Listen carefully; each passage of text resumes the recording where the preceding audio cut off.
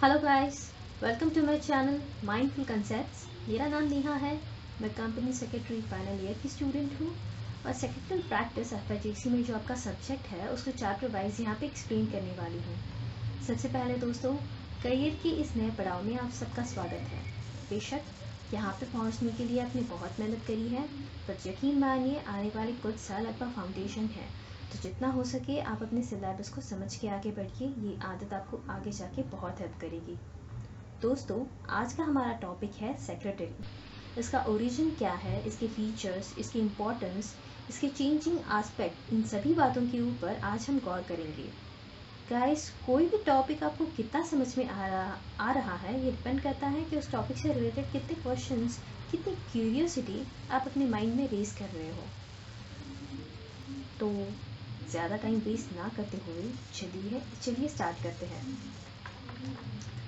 Secretary ये profession आज का नहीं है। It is considered as one of the oldest profession in the world, जिसे लैटिन सिविलाइजेशन में सेक्रेटरीज के नाम से बुलाते थे। Secretaries means a confidential writer और a person to whom secrets are entrusted by his master और employer। रोमन एम्पायर में भी इसका जिक्र है। रोमन एम्पायर में इसे स्क्राइबी के नाम से जाना जाता था, जो प्रोफेशनल राइटर है और कॉन्फिडेंशियल रिकॉर्ड भी मेंटेन कर रहा है। और इंडिया इन सब चीज़ों में कैसे पीछे रह सकता है।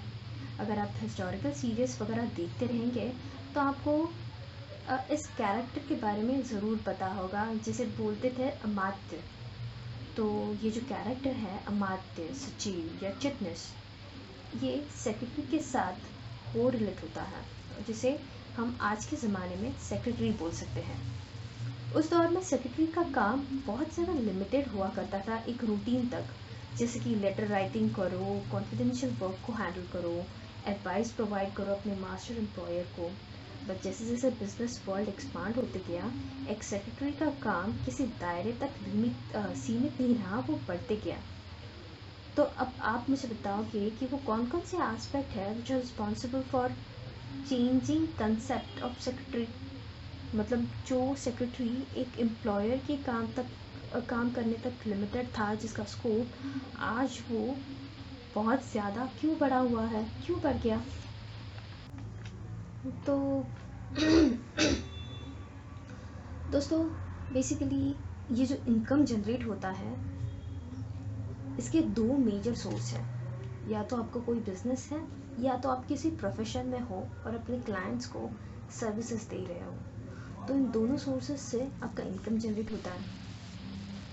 आप बिजनेस में हो, आपको कोई इनोवेटिव आइडिया आ गई, आपने अपना कोई छोटा मोटा स्टार्टअप स्टार्ट करा, तो जाहिर सी बात है आपका कोई छोटा सा आपका सेटअप है, तो आप खुद ही सारी चीज़ों को हैंडल करोगे। उसके मैन्युफैक्चरिंग से लेके उसके फाइनल, उसका जो भी सेलिंग, डिस्ट्रीब्यूशन जो भी है, आप खुद ही सब चीज़ों को हैंडल करो। बट जैसे जैसे आपका बिजनेस बढ़ते जाएगा, उसका टर्नओवर बढ़ते जाएगा, सपोज मान के चलिए आप बहुत ज़्यादा करोड़ों में डील कर रहे हो, तो क्या ऐसी स्टेज में आपके पास इतना टाइम है कि आपकी ड्यूरिंग द ईयर जो भी ट्रांजैक्शन हुई है, उन सभी ट्रांजैक्शन का आप रिकॉर्ड रख पा रहे हो, उनके रिपोर्ट्स वगैरह जो भी है अथॉरिटी को सबमिट कर रहे हो, गवर्नमेंट की जो भी पॉलिसीज़ मार्केट में नई इंट्रोड्यूस हुई है, जो भी एक्ट नए नए लागू हुए हैं, उनके कौन से सेक्शंस आपके ऊपर, आपके बिजनेस के ऊपर एप्लीकेबल हो रहे हैं, और आपने उनको सही तरीके से कंप्लीट करा भी है कि नहीं। जितने भी सारे स्टेक होल्डर्स हैं आपके, तो क्या ये पॉसिबल है कि उन सभी स्टेक होल्डर्स के साथ आप अपना रिलेशन खुद से मेंटेन कर सको, आपकी कंपनी की इमेज उनके सामने हर टाइम आप खुद उनके सामने लेके आ सको। क्या आपको नहीं लगता कि इन सभी कामों को करने के लिए आपको किसी एक एक्सपर्ट प्रोफेशनल बंदे की ज़रूरत पड़ेगी ऐसे टाइम पे, कि जो आपके बिहाफ पे इन सारे कामों को हैंडल कर सके, जिसके ऊपर आप उतना भरोसा रख सको, सीक्रेट्स कंपनी के जिसको पता भी हो और तो भी कंपनी को कोई थ्रेट नहीं है। तो ऐसा कोई भरोसेमंद पर्सन होना ज़रूरी है। तो बस समझ ही चलिए, यही काम एक सेक्रेटरी का होता है, अपने एम्प्लॉयर के बिजनेस से रिलेटेड सारे कामों को करना, फिर चाहे वो ऑफिस वर्क हो, रूटीन वर्क हो, या तो फिर उनको एडवाइस देने की बात हो, पब्लिक रिलेशंस को मेंटेन करने की बात हो, रिकॉर्ड कीपिंग हो, फाइनेंशियल ट्रांजैक्शंस से रिलेटेड सभी एस्पेक्ट्स उनको सबमिट करना, उनके सबमिशंस, स्टेटमेंट्स बनाना, गवर्नमेंट पॉलिसीज़, एक्ट्स जो भी आपके ऊपर लागू हो रहे हैं, लीगल प्रोविजंस है, उनको देखना। तो ये सारे एस्पेक्ट्स हैं जो सेक्रेटरी का काम है, उन सभी चीज़ों के ऊपर ध्यान रखना। ये सारी अगर ये सब चीज़ें हैं जिन सेक्रेटरी जिनके ऊपर ध्यान देता है, तो आपको आपका आंसर तो मिल गया कि कौन कौन से एस्पेक्ट्स हैं जो एक सेक्रेटरी का रोल वायरल बनाने में जिनका क्या बोलते हैं कि वो सारे एस्पेक्ट्स हैं जिनकी वजह से एक सेक्रेटरी का रोल इतना ज़्यादा वास्ट हो गया। तो एक जिसे हम बोल सकते हैं फाइनेंशियल एस्पेक्ट की वजह से फाइनेंशियल ट्रांजैक्शंस बढ़ गए, legal provisions, increasing size of business, public image को मेंटेन करने के लिए ओनर्स हर जगह पे हर टाइम हर एक बंदे के साथ तो नहीं हो सकते, सेक्रेटरी ये काम करता है। टेक्निकल एस्पेक्ट्स हैं, गवर्नमेंट पॉलिसीज़ है, अपने बिजनेस के ऊपर कौन सी है एप्लीकेबल, कौन सी नहीं है। तो चलिए देखते हैं ये सेक्रेटरी का डेफिनेशन एक्ट में क्या दिया गया है।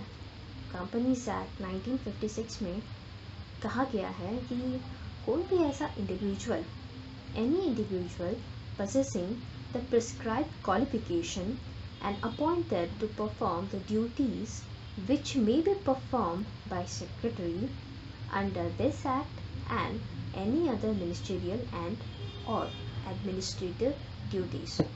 कोई भी ऐसा इंडिविजुअल जो प्रिस्क्राइब क्वालिफिकेशन होल्ड कर रहा हो, जिसके पास एक प्रिस्क्राइब क्वालिफिकेशन है और जिसको अपॉइंट किया गया है to perform the duties which may be performed by secretary under the act, which act? Companies Act। Obviously अगर वो कंपनी के काम कर रहा है तो कंपनीज एक्ट में जितनी भी सारी ड्यूटीज़ दी गई है उसको वो कंप्लाई फुलफिल करनी पड़ेंगी। तो एक आपको इंडिविजुअल को अपॉइंट करने की ज़रूरत है। यहाँ पे इंडिविजुअल वर्ड क्यों दिया गया है स्पेसिफिकली? अगर यहाँ पे इंडिविजुअल लिखा गया है that means it cannot be a partnership firm, it cannot be any kind of institution or a company। आपके कंपनी में एक सेक्रेटरी का एक इंडिविजुअल होना ही ज़रूरी है जिसके पास प्रिस्क्राइब क्वालिफिकेशन है and who is appointed to perform duties जो कंपनीज एक्ट में लिखी गई है। तो अब आगे के जो दो क्वेश्चंस है, features of secretary and importance of secretary, उनके आधे आंसर तो हम यहीं पे समझ गए हैं। हम अपने को आधे आंसर्स तो यहीं पे पता चल गए हैं। तो क्या है, what are the features of secretary? Secretary is an individual, जैसे कि मैंने आपको पहले ही बोला, corporate body, institution, partnership firm can not be work as a secretary. एक इंडिविजुअल का होना ज़रूरी है। Who is an employee of the company, कोई भी ऐसा पर्सन जो ऑर्गेनाइजेशन के सारे कामों को कर रहा है at the direction of his employer, तो वो एम्प्लॉय हुआ कंपनी का तो उसका एम्प्लॉय होना ज़रूरी है। वो is a custodian of secret information, obviously अगर वो सारी मीटिंग्स वगैरह हैंडल कर रहा है ओनर्स के साथ, वो एक सारे कामों को अंजाम दे रहा है, तो अल्टीमेटली उसके पास काफ़ी सारी सीक्रेट इन्फॉर्मेशन होती है। तो who is a custodian of the secret information. Qualification, वो क्वालिफिकेशन जो एक्ट में दी गई है और वो जो भी ज़रूरी है उसके कामों को करने के लिए दी क्वालिफिकेशन उसके पास होना ज़रूरी है। Qualities, yes of course there are certain qualities like courtesy, लोगों जितने ज़्यादा लोग होते हैं उनके साथ उतना कर्टसी के साथ बिहेव करना, लीडरशिप क्वालिटी होना, टैक्टफुलनेस होना, एक्यूरेसी होना अपने काम को लेके। तो दीज आर सर्टन क्वालिटीज़ जो एक सेक्रेटरी में होना बहुत ज़्यादा ज़रूरी है। एक ब्रॉड क्लासिफिकेशन सेक्रेटरी का होता है, पर्सनल सेक्रेटरी और इंस्टीट्यूशनल सेक्रेटरी। पर्सनल सेक्रेटरी वो होता है कि जो आप किसी प्रोफेशन में हो और किसी आपका प्रोफेशन आपकी पर्सनल कोई चीज़ों को हैंडल करने के लिए आप किसी पर्सन को रखते हो, इंडिविजुअल को रखते हो, उसको बोलते हैं पर्सनल सेक्रेटरी। और institutional secretary means a person appointed by an institution like company, cooperative society और क्लब, इसको बोलते हैं institutional secretary. A secretary is a person who is executor of policies।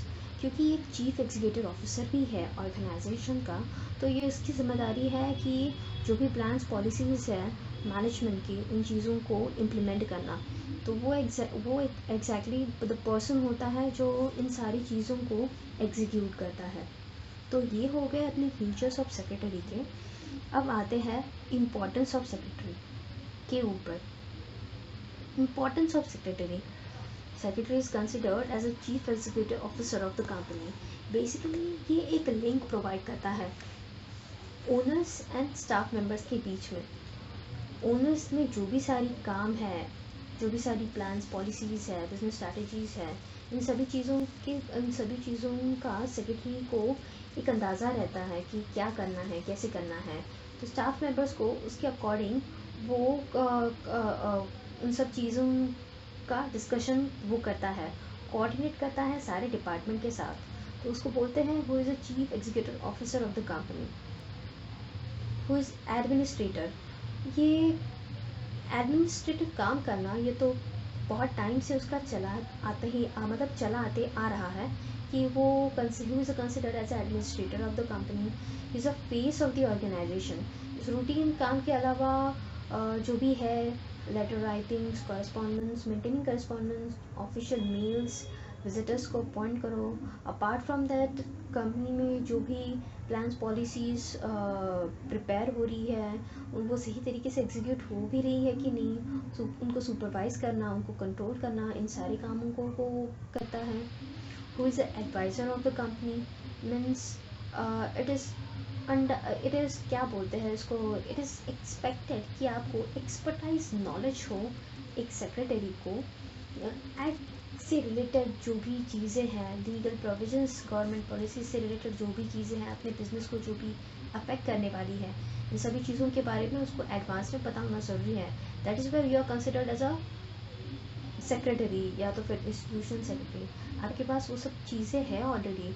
अगर आपके पास ये सब चीज़ें हैं, इसीलिए आपको कोई पर्सन रख रहा है as a employ, as a secretary, so that he can take your advice कि आपको कोई एक स्ट्रैटेजी, अगर मार्केट में आपको कोई प्रोडक्ट लॉन्च करना है तो क्या इस प्रोडक्ट से रिलेटेड आपको मार्केट में गवर्नमेंट से सीधी तरीके से आपको परमिशन मिल जाएगी, क्या इसके लिए ये रूट सही है, या तो फिर आपको किसी दूसरे रूट से मार्केट में एंट्री करना पड़ेगा।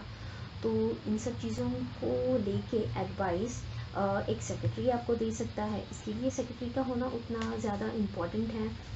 Then he is a custodian of secret information. एक सेक्रेटरी को कंसिडर करा जाता है कॉन्फिडेंशियल ऑफिसर, क्योंकि वो सारी मीटिंग्स कमेटी की जो भी हो रही है, डिसीजंस जो भी लिए जा रहे हैं, उन सभी टाइम पे वो वहाँ पे मौजूद रहता है, वहाँ पे उन सभी चीज़ों को खुद हैंडल भी करता है। तो ऑब्वियसली वो एक सीक्रेट इंफॉर्मेशन होल्ड करता है। तो that is why also he is very important for the company to be there. Correspondent में उसका बहुत ज़्यादा उसका ग्रिप होता है, उसकी ड्राफ्टिंग स्किल्स अच्छी होनी। इट इज़ एक्सपेक्टेड कि उसकी ड्राफ्टिंग तो अच्छी है ही, लेटर राइटिंग, ईमेल्स, क्योंकि ये एक स्किल है जो एक सेक्रेटरी के पास होना बहुत ज़्यादा ज़रूरी है। बैंक के साथ directors, insurance companies, registrars, government authorities, customers, कितने सारे स्टेक होल्डर्स होते हैं किसी एक ऑर्गेनाइजेशन के, और उनके साथ रिलेशन मेंटेन करना, मतलब पहली चीज़ आती है करस्पॉन्डेंस। तो secretary is the officer who handle the correspondent department, you can say like that. Legality means आपके जो भी स्टैट्यूटरी बुक्स है, रजिस्टर्स है जो एक कंपनी को मेंटेन करने पड़ रहे हैं अकॉर्डिंग टू द प्रोविजंस, तो उन सभी चीज़ों को वो मेंटेन कर रहा है। सर्टन रिटर्न्स है वो प्रॉपर अथॉरिटी के साथ टाइमली फाइल कर रहा है। कंप्लायंसेस सब इसके प्रॉपरली हो रहे हैं कंप्लाई। तो तो ये सब चीज़ें उसके ग्रिप में आती हैं, उसके कंट्रोल में आती है। And vital role in conducting meetings means important decisions जो भी मीटिंग्स में लिए जाते हैं, तो वहाँ पे ये एक रोल प्ले करता है, एक वाइटल रोल प्ले करता है। Therefore secretary has to conduct various types of meeting as per the order of the superiors। वो मीटिंग्स को कंडक्ट करता है। He has to perform necessary duties during after the meetings agenda पढ़ना, notice के बाद agenda पढ़ना at the time of meeting, notice display करना, सभी डायरेक्टर्स को एजेंडा सेंड करना, मीटिंग होने के बाद जो भी मीटिंग में बातें हुई हैं उनको सही तरीके से मिनट्स में प्रोड्यूस करना, इन सभी बातों पर काम एक सेक्रेटरी करता है। तो दोस्तों आज हमने देखा कि सेक्रेटरी का ओरिजिन क्या था, इम्पोर्टेंस क्या थे, फीचर्स क्या थे, बदलते टाइम में उसका रोल भी कैसे बदलते गया। तो बस आज के लिए इतना ही, मिलते हैं अगले चैप्टर में। तब तक के लिए वॉच माय चैनल। धन्यवाद, नमस्ते, फिर मिलेंगे। Thank you, bye bye.